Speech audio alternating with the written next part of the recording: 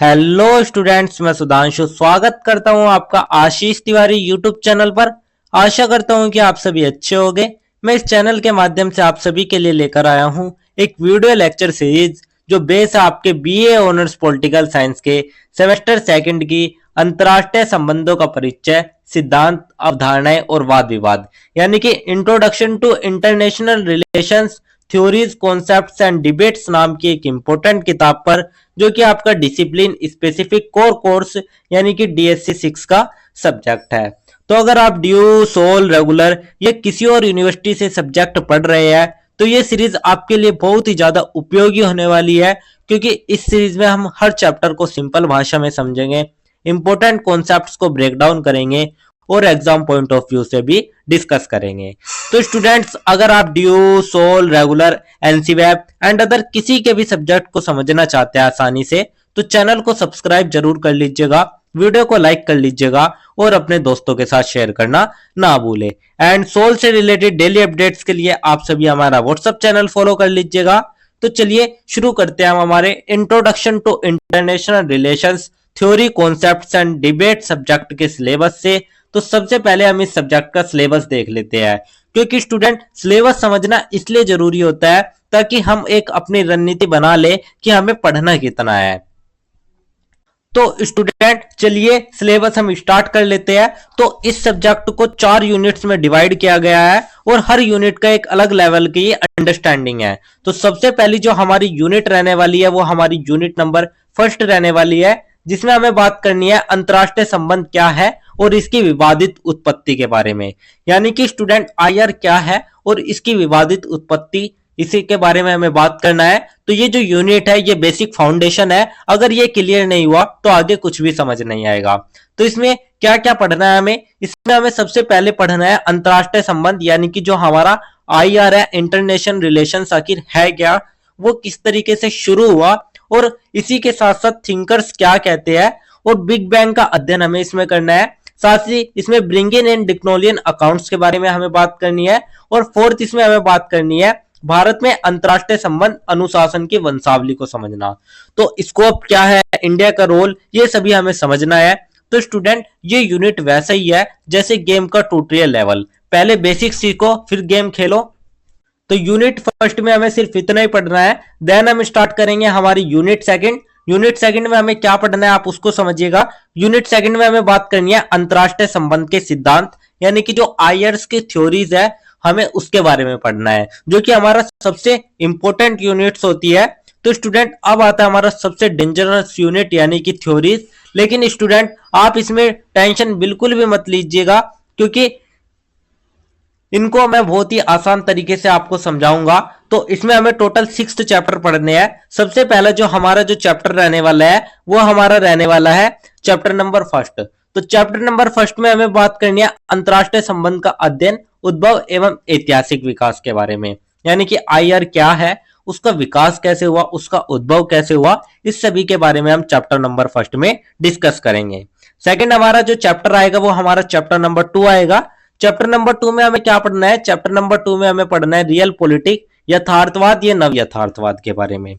तो इसका जो मेन आइडिया है स्टूडेंट वो वर्ल्ड के ऊपर डिपेंड है, यानी कि जो वर्ल्ड है वो सेल्फिश और पावर गेम का एक संयुक्त व्यंजन है। मतलब कि हर कंट्री अपना फायदा देखती है, इसी को यथार्थवाद कहा गया है। जैसे एग्जाम में सब अपने मार्क्स देखते हैं, कोई दूसरे को हेल्प नहीं करता, इसी तरीके से हमारा यथार्थवाद भी है। उसके बाद हमारा जो थर्ड चैप्टर आता है वो हमारा चैप्टर नंबर 3 आता है। तो चैप्टर नंबर 3 में बात करेंगे हम उदारवाद और नव उदारवाद के बारे में। तो उदारवाद और नव उदारवाद के जो मुख्य सिद्धांत है, उनकी जो विकास किस तरीके से हुआ, उनकी जो पृष्ठभूमि है, उसको हम चैप्टर नंबर 3 में पढ़ेंगे। इसके बाद देन हम स्टार्ट करेंगे हमारा चैप्टर नंबर 4, जिसे हम मार्क्सवाद या नव मार्क्सवाद भी कहते हैं। और इसमें हम रिच और पुअर कंट्रीज के बारे में बात करेंगे, यानी कि डेवलप्ड कंट्रीज गरीब देशों को एक्सप्लॉइट करती है, इस बारे में हम हमारे चैप्टर नंबर 4 में डिस्कस करेंगे। उसके बाद देन हम स्टार्ट करेंगे हमारा चैप्टर नंबर 5। चैप्टर नंबर 5 में बात हम करेंगे नारीवाद के बारे में, यानी कि नारीवाद क्या है, किस तरीके से इसका उद्भव हुआ, प्रमुख विचारक, मुख्य विचारक कौन से हैं। उसके बाद हम नेक्स्ट स्टार्ट करेंगे हमारा चैप्टर नंबर 6। चैप्टर नंबर 6 में हमें रचनावाद के बारे में पढ़ना है। तो 6 चैप्टर कंप्लीट करने के साथ ही जो हमारी यूनिट नंबर सेकंड है वो भी कंप्लीट हो जाएगी। यूनिट नंबर सेकंड कंप्लीट करने के बाद जो हमारी नेक्स्ट यूनिट रहने वाली है वो हमारी यूनिट नंबर थर्ड रहने वाली है। और यूनिट नंबर थर्ड में हम बात करेंगे स्टूडेंट हमारी अवधारणाएं यानी कि कॉन्सेप्ट्स के बारे में। तो अब आता है हमारा कॉन्सेप्ट्स वाला यूनिट। ये एग्जाम में बहुत ही ज्यादा इंपॉर्टेंट हो जाता है। तो इसमें हम कुछ मेन कॉन्सेप्ट्स पढ़ेंगे। सबसे पहला जो रहेगा वो शक्ति यानी कि पावर करेगा, यानी कि कंट्रीज की ताकत क्या है उसको हम समझेंगे। सेकंड हमारा रहता है संप्रभुता यानी कि सोवर्जिनिटी, यानी कि कंट्री की इंडिपेंडेंस क्या है, संप्रभुता का अर्थ क्या है, उसका विकास किस तरीके से हुआ। थर्ड इसी में हम पढ़ेंगे हमारा साम्राज्य यानी कि साम्राज्य क्या है, साम्राज्य की परिभाषा क्या है और पावरफुल कंट्री कमजोर पर कंट्रोल कैसे करती है। फोर्थ हमारा आता है अंतरराष्ट्रीय आदेश यानी कि इंटरनेशनल ऑर्डर। तो वर्ल्ड सिस्टम कैसे चलता है वो हम अंतरराष्ट्रीय आदेश के अंतर्गत पढ़ेंगे। तो इतना पढ़ने के साथ ही जो हमारी यूनिट नंबर थर्ड है वो भी कंप्लीट हो जाएगी। देन हम स्टार्ट करेंगे हमारी यूनिट नंबर 4। तो यूनिट नंबर 4 में हमें क्या पढ़ना है, यूनिट नंबर 4 में हमें पढ़ना है वैश्विक अंतरराष्ट्रीय संबंध और एक संबंध परक मोड। यानी कि स्टूडेंट इसमें हम सबसे मॉडर्न और एडवांस यूनिट के बारे में पढ़ेंगे। इसमें हम पढ़ते हैं ग्लोबलाइजेशन, न्यू वर्ल्ड ऑर्डर के बारे में और चेंजिंग पॉलिटिक्स के बारे में। मतलब कि आज की दुनिया कैसे बदल रही है इसको हम समझेंगे। तो स्टूडेंट इतना पढ़ने के साथ ही 4 यूनिट कंप्लीट होने के साथ ही हमारा जो introduction to international relation subject का जो सिलेबस है वो हमारा कंप्लीट हो जाएगा। तो यही था हमारा, इतना ही इसका सिलेबस। अब हम स्टार्ट कर लेते हैं हमारी यूनिट नंबर फर्स्ट से। तो सबसे पहले हम बात कर लेते हैं हमारे यूनिट नंबर फर्स्ट के बारे में। तो यूनिट नंबर फर्स्ट में हमें क्या बात करनी है आप सबसे पहले उसको समझिएगा। तो यूनिट नंबर फर्स्ट में हमें बात करनी है कि अंतरराष्ट्रीय संबंध क्या है और इसकी विवादित उत्पत्ति को लेकर। यानी कि स्टूडेंट सबसे पहले हम समझेंगे कि आईआर यानी कि जो हमारा सब्जेक्ट है इंटरनेशनल रिलेशंस, उसका अर्थ क्या होता है और उसका उत्पत्ति किस तरीके से हुई, उसके पीछे क्या क्या विवाद हम लेकर चल रहे हैं। तो स्टूडेंट चलिए शुरू करते हैं। स्टूडेंट आप इमेजिन करो अगर पूरी दुनिया एक व्हाट्सएप ग्रुप होती और जो यूएसए है उसमें वो उसका ग्रुप का एडमिन होता, चाइना जो था वो साइलेंट बट पावरफुल मेंबर होता, इसी तरीके से जो इंडिया है वो एक्टिव और लॉजिकल डेबिटर होता है और जो स्मॉल कंट्रीज है वे गुड मॉर्निंग भेजने वाले होते। तो स्टूडेंट कभी ग्रुप में फाइट, कभी प्लानिंग, कभी इग्नोर, यही है हमारा इंटरनेशनल रिलेशंस यानी कि हमारा अंतरराष्ट्रीय संबंध। तो चलिए इस यूनिट की स्टार्ट हम एक छोटे से परिचय से कर लेते हैं। तो परिचय में हम देखेंगे अंतरराष्ट्रीय संबंध राजनीति विज्ञान की एक महत्वपूर्ण शाखा है। इसमें दुनिया के विभिन्न देशों के बीच होने वाले राजनीतिक, आर्थिक, सामाजिक और सांस्कृतिक संबंधों का अध्ययन किया जाता है। तो स्टूडेंट सबसे पहले आप समझिएगा कि आईआर यानी कि इंटरनल रिलेशंस आखिर होता क्या है। तो इंटरनेशनल रिलेशंस यानी कि देशों के बीच होने वाले हर तरह के संबंधों का अध्ययन को ही हम इंटरनेशनल रिलेशंस कहते हैं। तो स्टूडेंट पहले आईआर का अध्ययन केवल राज्यों के संबंधों तक सीमित था, लेकिन आधुनिक समय में इसका क्षेत्र बहुत विस्तृत हो गया है। तो स्टूडेंट ध्यान देना कि ये सिर्फ किताबों वाला सब्जेक्ट नहीं है, ये हमारा न्यूज में भी चलता है, ये वॉर में भी दिखता है और ये इकोनॉमी में भी असर डालता है। मतलब कि ये हमारा एक रियल वर्ल्ड का गेम है। तो पहले क्या होता था, पहले आईआर में हम सिर्फ राज्यों तक ही देखते थे, लेकिन आज के समय में अगर हम बात करें जो आईआर है वो किन किन चीजों को कवर करता है, तो अब इसमें कई गैर राज्य अभिनेता भी शामिल है, जैसे अंतरराष्ट्रीय संगठन, बहुराष्ट्रीय कंपनी और गैर सरकारी संगठन। तो political relations, economic relation, social relation, cultural relations, इन सबको समझने के लिए ही हमारा अंतरराष्ट्रीय संबंध बना है। तो पहले आईआर जो था वो सिर्फ गवर्नमेंट टू गवर्नमेंट रिलेशंस तक लिमिटेड था, लेकिन आज दुनिया बदल चुकी है। तो आज आईआर में शामिल है हमारे एनजीओ, जैसे कि आप देखें डब्ल्यूएचओ हो गया, रेड क्रॉस हो गया, एमएनसीएस हो गए जैसे कि गूगल, एप्पल हो गए, या इंटरनेशनल ऑर्गेनाइजेशन हो गए जैसे कि यूनाइटेड नेशंस हो गया। तो अंतरराष्ट्रीय संबंध यह समझने की कोशिश करता है कि देश आपस में सहयोग क्यों करते हैं, देशों के बीच संघर्ष क्यों होता है, वैश्विक समस्याओं का समाधान कैसे किया जा सकता है। यानी कि जो हमारा आईआर है वो हमें बताता है कि देश आपस में कोऑर्डिनेशन कैसे बिठाते हैं, उनके बीच में संघर्ष क्यों होता है, और जो वैश्विक समस्या जैसे कि आज अभी कुछ समय पहले कोरोना आई थी, तो कोरोना के जो समस्या का समाधान है वो कैसे किया जा सकता है। तो आप एक एग्जाम्पल के माध्यम से समझिएगा कि पहले सिर्फ टीचर ही क्लास कंट्रोल करता था, लेकिन अब क्लास मॉनिटर, इन्फ्लुएंसर और व्हाट्सएप ग्रुप भी कंट्रोल करते हैं। तो आईआर का मेन एम क्या है स्टूडेंट? आईआर का मेन एम यही समझाना है कि कंट्रीज कॉर्पोरेट क्यों करती है, कॉन्फ्लिक्ट क्यों होता है और ग्लोबल प्रॉब्लम्स कैसे सोल्व होती है। तो आज के समय में आईआर का अध्ययन बहुत महत्वपूर्ण है, क्योंकि दुनिया तेजी से वैश्वीकरण की ओर बढ़ रही है, देश एक दूसरे पर आर्थिक और राजनीतिक रूप से निर्भर हो रहे हैं। तो आज आईआर इंपॉर्टेंट क्यों है? क्योंकि ग्लोबलाइजेशन बढ़ रहा है, कंट्रीज इंडिपेंडेंट हो रही है और एक प्रॉब्लम पूरी दुनिया को अफेक्ट करती है। तो एग्जाम्पल के तौर पर अगर आप देखें, कोरोना सिर्फ चाइना में शुरू हुआ था, लेकिन पूरी दुनिया लॉकडाउन में चली गई। तो यही आईआर की इंपॉर्टेंस है, यही हमारे आईआर की एक महत्वपूर्णता है। तो यही था हमारा एक छोटा सा परिचय। परिचय के बाद जो हमारा नेक्स्ट टॉपिक आता है, वो हमारा आता है कि अंतरराष्ट्रीय संबंध क्या है और इसकी उत्पत्ति के संदर्भ में वाद विवाद को लेकर। तो स्टूडेंट अब आते हैं सबसे इंटरेस्टिंग पार्ट पर कि आईआर यानी कि इंटरनेशनल रिलेशंस कब शुरू हुआ। तो सबसे पहले अगर हम बात करें, जो हमारा इंटरनेशनल रिलेशंस है, ये किसी एक थ्योरी पर नहीं टिका हुआ, इसकी शुरुआत कोई एक नहीं मानी जाती, यानी कि इसकी उत्पत्ति और विकास के बारे में जो विद्वान है उनके बीच अलग अलग विचार है। तो कुछ विद्वानों का मानना है कि आईआर की शुरुआत 1648 की वेस्टफेलिया संधि के बाद हुई थी। यानी कि जो हमारा फर्स्ट व्यू आता है वो आता है हमारी मॉडर्न शुरुआत यानी कि वेस्टफेलिया ट्रेटी 1648 के समय की।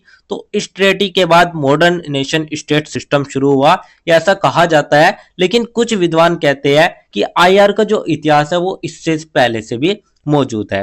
यानी कि जो हमारा वेस्टफेलिया ट्रेटी थी उसमें हर कंट्री सोवर्जिन हो गई थी, मतलब हर देश अपने घर का मालिक बन गया था। इसीलिए हमारे वेस्टफेलिया संधि से आईआर की शुरुआत मानी जाती है। सेकंड जो समय आया हमारा एंशिएंट शुरुआत जिसे हम कहते हैं, तो यहाँ पर कुछ विद्वान जो होते हैं वे कहते हैं कि जो आईआर है वो एंशिएंट टाइम से है। यानी कि जब किंगडम्स युद्ध करते थे, जो संधियां करते थे, कूटनीति जैसी गतिविधियां अपनाते थे, तो उस समय भी हमारा आईआर चलता था। तो ये वैसे ही है जैसे कोई बोले इंस्टाग्राम से सोशल मीडिया शुरू हुआ और दूसरा बोले आर्कुट से शुरू हुआ था भाई। तो स्टूडेंट एक और बड़ी प्रॉब्लम इसमें यही थी कि ये जो हमारा आईआर था ये मोस्टली वेस्टर्न पर्सपेक्टिव से पढ़ाया गया था। यानी कि कई विद्वान ने आईआर को यूरोप केंद्रित विषय बताया है। इसका मतलब है कि आईआर का अधिकांश अध्ययन यूरोप और पश्चिमी देशों के दृष्टिकोण से किया गया है। यानी कि यूरोप और अमेरिका का जो व्यू पॉइंट है वो डोमिनेट करता है, इससे अलग एशिया, अफ्रीका इग्नोर कर दिए जाते हैं। यानी कि इसलिए आज यह मांग की जा रही है कि आईआर में एशिया, अफ्रीका, लैटिन अमेरिका के विचारों को भी शामिल किया जाए। तो स्टूडेंट अब डिमांड यही है कि जो आईआर है उसको ग्लोबल बनाया जाए, यानी कि जो आईआर में एशिया, अफ्रीका और लैटिन अमेरिका जैसे विचार है उनको भी शामिल किया जाए। तो यही था हमारा अंतरराष्ट्रीय संबंध क्या है और इसकी उत्पत्ति के संदर्भ में वाद विवाद। इसके बाद जो हमारा नेक्स्ट टॉपिक आता है वो हमारा आता है कि अंतरराष्ट्रीय संबंध क्या है। तो अब हम समझ लेते हैं एक विचारकों की परिभाषा के अनुसार कि जो हमारा अंतरराष्ट्रीय संबंध, जो हमारा आईआर है वो आखिर है क्या। तो अंतरराष्ट्रीय संबंध वह अध्ययन है जिसमें स्वतंत्र राज्यों के बीच संबंधों और उनके व्यवहार को समझा जाता है। यानी कि स्टूडेंट आईआर का सिंपल सा मतलब है देशों के बीच संबंधों और बिहेवियर का स्टडी करना।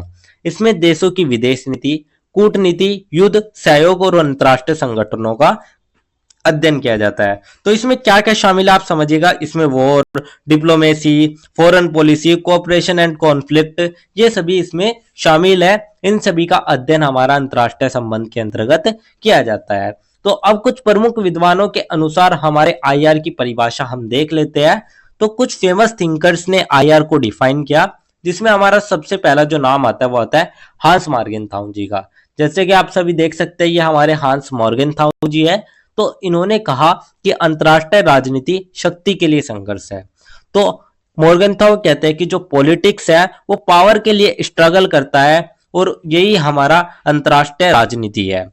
इसी के बाद सेकंड आते हैं चार्ल्स श्लाइचर, जो कि कहते हैं आईआर राज्यों के बीच संबंधों का अध्ययन है। यानी कि स्टेट के रिलेशंस का स्टडी ही आईआर यानी कि इंटरनेशनल रिलेशंस है, ये हमारे चार्ल्स श्लाइचर जी कहते हैं। इसके बाद थर्ड जो हमारे आते हैं वे हमारे आते हैं स्प्राउट और स्प्राउट, यानी कि स्प्राउट जो थे वे क्या कहते हैं उसको आप समझिएगा। स्प्राउट कहते हैं कि आईआर को स्वतंत्र राजनीतिक समुदाय के बीच संबंधों का अध्ययन, यानी कि जो स्वतंत्र राजनीतिक समुदाय है उनके बीच संबंधों का अध्ययन करना ही इंटरनेशनल रिलेशंस है। इसके बाद फोर्थ जो विचारक आते हैं वे आते हैं हार्टमैन। तो हार्टमैन क्या कहते हैं आप उसको समझिएगा। उनके अनुसार आईआर वह प्रक्रिया है जिसमें राज्य अपने राष्ट्र हितों को सुरक्षित करने का प्रयास करता है, यानी कि नेशनल इंटरेस्ट प्रोटेक्ट करना ही आईआर या इंटरनेशनल रिलेशंस है, ये हमारे हार्टमैन जी कहते हैं। तो स्टूडेंट जैसे तुम एग्जाम में मार्क्स के लिए फाइट करते हो वैसे ही कंट्रीज पावर के लिए कोऑपरेट करती है, और इसी को ही हार्टमैन ने आईआर कहा है। तो आप ओवरऑल यही कह सकते हैं कि जो अंतरराष्ट्रीय संबंध है वो दुनिया के देशों के बीच होने वाले सभी प्रकार के संबंधों का अध्ययन है, चाहे वो हमारा राजनीतिक अध्ययन हो, चाहे हमारा कोई सामाजिक संबंध हो, या कोई हमारा आर्थिक संबंध हो। हर तरह के संबंधों का अध्ययन हमारा अंतरराष्ट्रीय संबंध कहलाता है। तो यही था हमारा अंतरराष्ट्रीय संबंध क्या है, उसकी कुछ परिभाषाएं हमने देखी। इसके बाद जो हमारा नेक्स्ट टॉपिक आता है वो हमारा आता है अंतरराष्ट्रीय संबंध का विषय क्षेत्र और प्रकृति को लेकर। तो अब हम बात कर लेते हैं उसके स्कोप और नेचर के बारे में। तो आईआर का स्कोप इतना बड़ा है कि इसमें पूरी दुनिया आ जाती है। तो सबसे पहला इसका जो पॉइंट रहता है, इसका जो क्षेत्र है वो है राज्य, यानी कि स्टेट। तो राज्य आईआर का सबसे महत्वपूर्ण तत्व है। हर राज्य अपने राष्ट्रीय हितों की रक्षा के लिए विदेश नीति बनाता है, यानी कि जो राष्ट्र है, जो हमारा स्टेट है, वो सबसे इंपॉर्टेंट एक्टर हो जाता है, क्योंकि हर स्टेट अपने इंटरेस्ट के लिए काम करता है, अपने फायदे के लिए ही नीतियां बनाता है। तो राज्य अन्य देशों के साथ संधियां, व्यापार, कूटनीति के माध्यम से संबंध बनाता है, जिसमें कहीं ना कहीं उनका हित या उनका इंटरेस्ट छुपा होता है। तो जैसे हर स्टूडेंट अपना रिजल्ट इंप्रूव करना चाहता है, इसी तरीके से हर स्टेट अपने आप को इंप्रूवमेंट करने के लिए संबंध बनाता है। सेकंड इसमें जो हमारा आता है वो आता है गैर राज्य अभिनेता। तो आधुनिक समय में कई ऐसे संगठन हैं जो अंतरराष्ट्रीय राजनीति को प्रभावित करते हैं। तो नॉन स्टेट एक्टर्स ये हमारे कहलाते हैं, जैसे कि हमारी कुछ एनजीओ हो गई, या हमारी कुछ कंपनी हो गई, या हमारे अंतरराष्ट्रीय संगठन हो गए। तो ये सभी हम आईआर के अंतर्गत पढ़ते हैं, और ये संगठन वैश्विक मुद्दे जैसे कि मानवाधिकार, पर्यावरण, विकास, इन सभी पर काम करते हैं। थर्ड जो हमारा क्षेत्र आता है स्टूडेंट वो हमारा शक्ति, यानी कि पावर का आता है। तो शक्ति अंतरराष्ट्रीय राजनीति का सबसे महत्वपूर्ण तत्व है। शक्तिशाली देश अंतरराष्ट्रीय व्यवस्था को प्रभावित करते हैं। तो शक्ति ये आपकी मिलिट्री शक्ति भी हो सकती है, इकोनॉमिक शक्ति भी हो सकती है, टेक्नोलॉजिकल शक्ति भी हो सकती है, और कल्चरल शक्ति भी हो सकती है। यानी कि जो ज्यादा पावरफुल कंट्री होगी वही ज्यादा कंट्रोल करती है। फोर्थ हमारा आता है राष्ट्रहित, यानी कि नेशनल इंटरेस्ट। तो हर देश की विदेश नीति का मुख्य उद्देश्य है अपने राष्ट्र हितों की रक्षा करना होता है। राष्ट्र हितों में शामिल है सुरक्षा, आर्थिक विकास और अंतरराष्ट्रीय प्रतिष्ठा। तो हर कंट्री का मेन गोल होता है नेशनल इंटरेस्ट। तो वे सिक्योरिटी, डेवलपमेंट और प्रेसिटाइज के माध्यम से अपने राष्ट्र हितों को शामिल करती है। इसके बाद फिफ्थ आता है फॉरेन पॉलिसी, यानी कि विदेश नीति। तो विदेश नीति वह रणनीति है जिसके माध्यम से एक देश दूसरे देश से संबंध बनाता है, यानी कि strategy to deal with other countries. यानी कि आप एक तरीके से समझिएगा कि एक देश से दूसरे देश से संबंध बनाना, वो भी अपने लाभ के लिए, उसको हम विदेश नीति या फॉरेन पॉलिसी कहते हैं। तो विदेश नीति को प्रभावित करने वाले कारक राजनीतिक व्यवस्था, आर्थिक स्थिति, भूगोल, संस्कृति। यानी कि स्टूडेंट जैसे तुम डिसाइड करते हो कि किससे दोस्ती करनी है किससे नहीं, इसी तरीके से एक देश भी डिसाइड करता है कि दूसरे देश से दोस्ती करनी है या दुश्मनी रखनी है, उसको हम विदेश नीति कहते हैं। सिक्स्थ जो हमारा आता है वो आता है अंतरराष्ट्रीय संगठन। तो अंतरराष्ट्रीय संगठन देशों के बीच सहयोग बढ़ाने में मदद करते हैं। तो इंटरनेशनल ऑर्गेनाइजेशन जो होते हैं वे एक तरीके से देशों के बीच दोस्ती बढ़ाने का काम करते हैं। इसके आप उदाहरण देखें, जैसे कि संयुक्त राष्ट्र हो गया, विश्व बैंक हो गया, अंतरराष्ट्रीय मुद्रा कोष हो गया। तो इन संगठनों का उद्देश्य शांति बनाए रखना और आर्थिक विकास बढ़ावा देना है। यानी कि जो हमारे ये ऑर्गेनाइजेशंस है ये पीस तो मेंटेन करते ही है, साथ साथ ये हमारा इकोनॉमिक डेवलपमेंट को भी बढ़ाते हैं। तो यही था हमारा अंतरराष्ट्रीय संगठन। सेवंथ आता है वैश्विक समस्याएं। तो आईआर में कई वैश्विक समस्याओं का अध्ययन किया जाता है, जैसे आतंकवाद, जलवायु परिवर्तन, वैश्विक महामारी और शरणार्थी संकट। तो क्लाइमेट चेंज, टेररिज्म, रिफ्यूज, मतलब कि आप एक तरीके से कह सकते हैं कि जो हमारा आईआर है वो हमारे वर्ल्ड का फुल सिलेबस है, यानी कि इंटरनेशनल रिलेशंस के अंतर्गत हम कंप्लीट वर्ड को पढ़ते हैं, जो कि हमारा विदेश नीति, अंतर्राष्ट्रीय संगठन, वैश्विक समस्याएं, राष्ट्रीय हित, शक्ति, गैर राज्य अभिनेता और राज्य के रूप में हम इनको पढ़ते हैं। तो यही था हमारा अंतर्राष्ट्रीय संबंध का विषय क्षेत्र और प्रकृति। इसके बाद जो हमारा नेक्स्ट टॉपिक आता है वो हमारा आता है अकादमिक चर्चा में अंतर्राष्ट्रीय संबंध का मूल्यांकन। तो अब हम बात कर लेते हैं कि जो हमारा अकादमिक क्षेत्र है उसमें अंतर्राष्ट्रीय संबंध का मूल्यांकन कैसे होता है। तो जैसे कि मैंने अभी आपको बताया, जो हमारा आईआर है यानी कि जो हमारा इंटरनेशनल रिलेशंस है वो एक बहुविषय विषय है। तो यह कई अन्य विषयों से जुड़ा हुआ है, जैसे कि आप देखिए ये हमारा पोल साइंस से भी जुड़ा हुआ है, ये हमारी हिस्ट्री से भी जुड़ा हुआ है, ये हमारे इकोनॉमी से भी जुड़ा हुआ है, ये हमारे समाजशास्त्र, हमारे कानून सबसे जुड़ा हुआ है। तो आईआर ही हमें वैश्विक राजनीति को समझने के लिए महत्वपूर्ण साबित होता है, और इसके माध्यम से ही हम समझते हैं कि जो हमारे वॉर है वे क्यों होते हैं, पीस कैसे पॉसिबल हो पाती है, और कॉरपोरेशन कैसे बढ़ाया जा सकता है। तो आज के समय में आईआर इसलिए ही महत्वपूर्ण हो जाता है क्योंकि वैश्वीकरण तेजी से बढ़ रहा है और देशों के बीच जो परस्पर निर्भरता है वो भी आपस में बढ़ती जा रही है। तो यही था हमारा अकादमिक चर्चा में अंतर्राष्ट्रीय संबंध का मूल्यांकन। इसके बाद जो हमारा नेक्स्ट टॉपिक आता है वो हमारा आता है विश्लेषण के 3 स्तर को लेकर। तो अब हम बात कर लेते हैं लेवल ऑफ एनालिसिस, यानी कि हमारा विश्लेषण के 3 स्तर। तो अंतर्राष्ट्रीय संबंध को जब भी हम समझते हैं तो 3 स्तरों के माध्यम से समझते हैं। तो सबसे पहले हमारा जो स्तर आता है वो आता है व्यक्तिगत स्तर, यानी कि इंडिविजुअल लेवल। तो यह स्तर नेताओं और व्यक्तियों की भूमिकाओं पर ध्यान देता है, यानी कि स्टूडेंट ये एक लीडर्स का रोल होता है। कई बार नेताओं के निर्णय अंतर्राष्ट्रीय राजनीति को प्रभावित करते हैं। तो जैसे कि किसी क्लास मॉनिटर स्ट्रिक्ट होता है तो पूरी क्लास बदल जाती है, इसी तरीके से अगर कोई नेता कोई निर्णय लेता है तो उससे जो अंतर्राष्ट्रीय राजनीति है वो भी प्रभावित होती है। तो इसके उदाहरण अगर आप देखें, जैसे कि किसी नेता की विचारधारा, उसका व्यक्तित्व या उसके निर्णय लेने की क्षमता। तो ये हमारा फर्स्ट स्तर हो गया। सेकंड स्तर जो आता है वो आता है राज्य स्तर को लेकर। तो यह स्तर राज्य की आंतरिक परिस्थितियों को देखता है। इसमें शामिल है राजनीतिक प्रणाली, आर्थिक व्यवस्था और सामाजिक संरचना। यानी कि जो हमारा राज्य स्तर है इसमें हम राज्य के लेवल पर बात करते हैं, जैसे कि हमारी राजनीतिक प्रणाली हो गई, आर्थिक व्यवस्था हो गई, ये सभी हमारे स्टेट लेवल के अंतर्गत हम देखते हैं। जैसे कि उदाहरण के लिए अगर आप देखें तो जो लोकतांत्रिक देश है वो अक्सर पीस या शांति को ही प्राथमिकता देता है, वॉर को इग्नोर कर देता है। तो यही हमारा राज्य स्तर का विश्लेषण हो गया। थर्ड हमारा जो विश्लेषण आता है वो आता है प्रणाली स्तर के बारे में। तो अब हम बात कर लेते हैं प्रणाली स्तर के बारे में। तो यह स्तर पूरी अंतर्राष्ट्रीय व्यवस्था का अध्ययन करता है। इसमें वैश्विक शक्ति संतुलन का विश्लेषण किया जाता है, यानी कि ग्लोबल स्ट्रक्चर, पावर बैलेंस, इन सभी के बारे में हम सिस्टम लेवल यानी कि प्रणाली स्तर पर बात करते हैं। उदाहरण अगर आप देखें, शीत युद्ध के दौरान दुनिया 2 गुटों में बटी हुई थी, ये भी हमारा प्रणाली स्तर के माध्यम से ही हमने जाना। तो यही थे स्टूडेंट हमारे विश्लेषण के 3 स्तर जो कि मैंने आपको बता दिए। इसके बाद जो हमारा नेक्स्ट टॉपिक आता है वो हमारा आता है बिग बैंग का अध्ययन। तो अब हम बात कर लेते हैं हमारे बिग बैंग के अध्ययन के बारे में। तो स्टूडेंट जैसे कि आप बिग बैंग के बारे में देख रहे हो, आपको लग रहा होगा कि ये हमारा कोई साइंस से रिलेटेड टॉपिक है, लेकिन ऐसा नहीं है, यह हमारा पॉलिटिकल साइंस से रिलेटेड टॉपिक है। तो बिग बैंग सिद्धांत के अनुसार आईआर एक अकादमिक विषय के रूप में अचानक विकसित हुआ।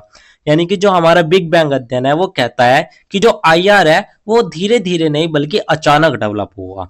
तो इसका विकास मुख्य रूप से प्रथम विश्व युद्ध के बाद हुआ, यानी कि वर्ल्ड वॉर फर्स्ट जब हुआ उसके बाद से जो हमारा आईआर था वो एक एकेडमिक सब्जेक्ट बन गया, जो कि विश्वविद्यालयों में भी पढ़ाया जाने वाला। इसका गोल क्या था, इसका उद्देश्य क्या था? इसका उद्देश्य था युद्ध के कारण को समझाना और भविष्य में युद्ध को रोकना। यानी कि वॉर के जो कारण होते थे उनको समझाया जाए ताकि जो फ्यूचर वॉर्स है उनको रोका जा सके। जैसे कि फेल होने के बाद तुम सीरियसली पढ़ाई शुरू करते हो, इसी तरीके से जो हमारा बिग बैंग अध्ययन है वो हमें पहले युद्ध के कारण को समझाता है और उसके बाद भविष्य में युद्ध को रोकता है। तो इस सिद्धांत के अनुसार जो आईआर का औपचारिक अध्ययन है वो आधुनिक समय में ही शुरू हुआ, ये माना जाता है। तो ये भी हमारी एक थ्योरी थी हमारे आईआर के विकास से रिलेटेड। इसके बाद जो हमारा नेक्स्ट टॉपिक आता है वो हमारा आता है वी औपनिवेशीकरण का प्रारंभ। तो स्टूडेंट जब हमारा द्वितीय विश्व युद्ध हुआ तो उसके बाद से जो दुनिया थी उसमें औपनिवेशिक शासन समाप्त होने लगा। एशिया और अफ्रीका के कई देशों को स्वतंत्रता मिली। यानी कि वर्ल्ड वॉर टू के बाद जो हमारे औपनिवेशिक थे, जो हमारा कॉलोनियस था, वह फ्री होने लगा। इसी के साथ साथ एशिया और अफ्रीका में नए देश बनने लगे, जिससे कि जो ग्लोबल पॉलिटिक्स था वो बदल गया था। और इसी प्रक्रिया को हम कहते हैं वी औपनिवेशीकरण। यानी कि एशिया और अफ्रीका के कई देश जब स्वतंत्र हुए वर्ल्ड वॉर सेकंड के बाद, उसे ही हम वी औपनिवेशीकरण कहते हैं। तो इस वी औपनिवेशीकरण के परिणाम क्या हुए? तो सबसे पहला जो परिणाम था वो था दुनिया में नए स्वतंत्र राष्ट्र बनने लगे, यानी कि न्यू कंट्रीज आईआर में आने लगी। और साथ ही अंतरराष्ट्रीय राजनीति में नए देशों की जो भागीदारी है वो भी बढ़ने लगी। इससे क्या हुआ? इससे जो पावर बैलेंस था वो बदल गया, वैश्विक शक्ति संतुलन बदल गया था। तो जैसे क्लास में नए स्टूडेंट्स आते हैं और पूरा एनवायरनमेंट बदल जाता है, इसी तरीके से हमारी दुनिया में हुआ। दुनिया में नए राष्ट्र बने और जिनकी वजह से जो वैश्विक शक्ति संतुलन था वो बदल चुका था। तो यही था हमारा वी औपनिवेशीकरण का प्रारंभ। इसके बाद जो हमारा नेक्स्ट टॉपिक आता है वो हमारा आता है भारत में अंतरराष्ट्रीय संबंध के अनुशासन का विकास क्रम। तो अब हम बात कर लेते हैं कि इंडिया में जो आईआर का डेवलपमेंट है वो किस तरीके से हुआ। तो भारत में आईआर का अध्ययन स्वतंत्रता के बाद तेजी से विकसित हुआ। भारतीय विद्वानों ने आईआर को भारतीय दृष्टिकोण से समझाने की कोशिश करी। यानी कि इंडिया में जो आईआर है वो इंडिपेंडेंस के बाद तेजी से ग्रो हुआ। इंडियन स्कॉलर्स ने नया पर्सपेक्टिव दिया और जहां पर जो फॉरेन पॉलिसी यानी कि जो हमारी विदेश नीति थी उसको भी इम्पोर्टेंट बताया गया और आईआर के अध्ययन को भी वो प्रभावित करने लगी। तो कई विश्वविद्यालयों में जो आईआर था वो एक अलग विषय के रूप में पढ़ाया जाने लगा। जैसे कि आप आज भी देखते हैं कि जो हमारा आईआर है, जो इंटरनेशनल रिलेशंस है, वो एक सेपरेट विषय माना जाता है, एक सेपरेट विषय के रूप में उसको पढ़ाया जाता है। तो यही था हमारा भारत में अंतरराष्ट्रीय संबंध के अनुशासन का विकास क्रम। इसके बाद जो हमारा नेक्स्ट पॉइंट आता है वो आता है अंतरराष्ट्रीय संबंध में भारतीय सिद्धांत की आवश्यकता को लेकर। तो लंबे समय तक आईआर पर पश्चिमी विचारधाराओं पर प्रभाव रहा, इसलिए यह आवश्यक है कि आईआर में भारतीय दृष्टिकोण को भी शामिल किया जाए। तो पहले जो आईआर था वो वेस्टर्न डोमिनेटेड था, इसलिए इसमें इंडियन पर्सपेक्टिव जरूरी हो गया। मतलब सिर्फ पिज्जा नहीं, इंडियन थाली भी होनी चाहिए। तो भारतीय परंपरा में कूटनीति, शांति, सह अस्तित्व जैसे जो विचार थे वे पहले से ही मौजूद थे और भारतीय प्राचीन ग्रंथ जो थे उनमें भी अंतरराष्ट्रीय राजनीति के विचार हमें देखने को मिलते हैं। तो यही था अंतरराष्ट्रीय संबंध में भारतीय सिद्धांत की आवश्यकता। इसके बाद जो हमारा नेक्स्ट टॉपिक आता है वो हमारा आता है सभ्यतागत मूल्यों का अंतरराष्ट्रीय संबंधों में समावेशन। यानी कि जो हमारा कल्चरल वैल्यूज है उनके बारे में हम बात कर लेते हैं। तो अंतरराष्ट्रीय संबंध में विभिन्न सभ्यताओं के मूल्यों को शामिल करना आवश्यक है। यानी कि इंडिया के जो वैल्यूज है, जैसे कि आप देखें हमारे यहाँ पर वसुधैव कुटुंबकम की भावना है, अहिंसा की भावना है, सह अस्तित्व जैसे जो विचार है, ये बहुत ही ज्यादा महत्वपूर्ण हो जाते हैं क्योंकि ये जो वैल्यूज है ये हमारी ग्लोबल शांति यानी कि ग्लोबल पीस में हेल्प करती है, उसमें सहयोग देती है। तो यही था सभ्यगत मूल्यों का अंतरराष्ट्रीय संबंध में समावेशन। इसके बाद जो हमारा नेक्स्ट टॉपिक आता है वो हमारा ओवरऑल पूरे चैप्टर का, पूरे यूनिट का एक छोटा सा निष्कर्ष आता है। तो स्टूडेंट निष्कर्ष में हम कह सकते हैं कि जो आईआर है वो सिर्फ एक सब्जेक्ट ही नहीं बल्कि पूरी दुनिया को समझने का एक टूल भी है। तो अंतरराष्ट्रीय संबंध आधुनिक दुनिया को समझने के लिए बहुत ही ज्यादा महत्वपूर्ण विषय है और यह हमें देशों के बीच संबंधों और वैश्विक समस्याओं को समझने में भी मदद करते हैं। तो आईआर का जो अध्ययन है वो शांति, सहयोग और विकास को बढ़ावा देता है और इसी के साथ साथ फ्यूचर में जो आईआर है वो और ज्यादा इंपॉर्टेंट होगा क्योंकि जो दुनिया है वो एक ग्लोबल विलेज बन रही है। तो भविष्य में आईआर में विभिन्न सभ्यताओं और देशों के दृष्टिकोण को शामिल करना आवश्यक हो जाएगा। तो यही था हमारा एक छोटा सा निष्कर्ष जिसके साथ ही हमारी यूनिट नंबर फर्स्ट भी कंप्लीट होती है। तो स्टूडेंट ये थी आपकी फर्स्ट यूनिट जिसके इंपॉर्टेंट टॉपिक्स मैंने आपको शॉर्ट्स में एक्सप्लेन कर दिए हैं। अगर किसी स्टूडेंट को ये नोट्स चाहिए होंगे तो आप हमारे टेलीग्राम चैनल को ज्वाइन कर लीजिएगा, वहां आपको ये नोट्स मिल जाएंगे। एंड अगर किसी भी स्टूडेंट का कोई भी डाउट या क्वेरी होती है तो आप हमारे कमेंट सेक्शन में या इंस्टा पेज को फॉलो करके भी पूछ सकते हैं। डेली अपडेट्स के लिए आप सभी हमारा व्हाट्सएप चैनल ज्वाइन कर लीजिएगा, और अगर आपको ये लेक्चर उपयोगी लगा तो वीडियो को लाइक करें, चैनल को सब्सक्राइब करें और अगले अध्याय के लिए तैयार रहिएगा, जहां हम बात करेंगे हमारी नेक्स्ट यूनिट नंबर 2 के chapter number 1 and chapter number 2 के बारे में। तो आप सभी का बहुत बहुत धन्यवाद। मिलते हैं नेक्स्ट वीडियो में।